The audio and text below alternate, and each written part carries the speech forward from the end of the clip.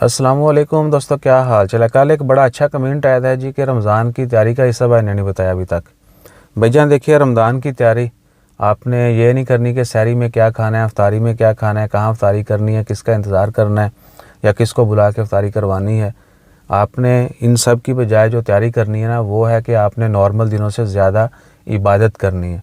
اللہ تعالیٰ کے خزانے جو ہیں وہاں سے آپ نے کتنا مال حاصل کرنا ہے، کتنی دولت، کتنی نیکیاں جو ہے نا وہ حاصل کرنی ہے، اور کتنے لوگوں کو معاف کرنا ہے۔ ایک دوست سے بات ہو رہی تھی تو اس سے میں نے یہی بولا کہ آپ نے یہ بھی ذہن میں رکھنا ہے، یہ نہیں ہے کہ خزانے لوٹنے ہی ہیں آپ نے، ٹھیک ہے نا۔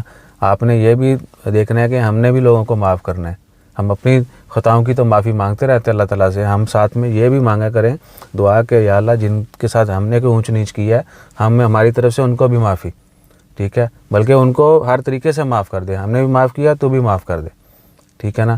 تو کھانے پینے سے ہٹ کے سوچا کریں، ٹھیک ہے، اور اپنے دوست احباب سے بھی ان چیزوں سے ہٹ کے جو ہے نا ملا کریں۔ بہت سارے لوگ صرف اسی لیے جو ہے نا بڑی دوریوں کا شکار ہو چکے ہیں کہ کسی کو کچھ کھلانا نہ پڑے، وہ ملتے نہیں ہیں کہ اس سب ہے کہ کچھ کھلانا پڑے گا۔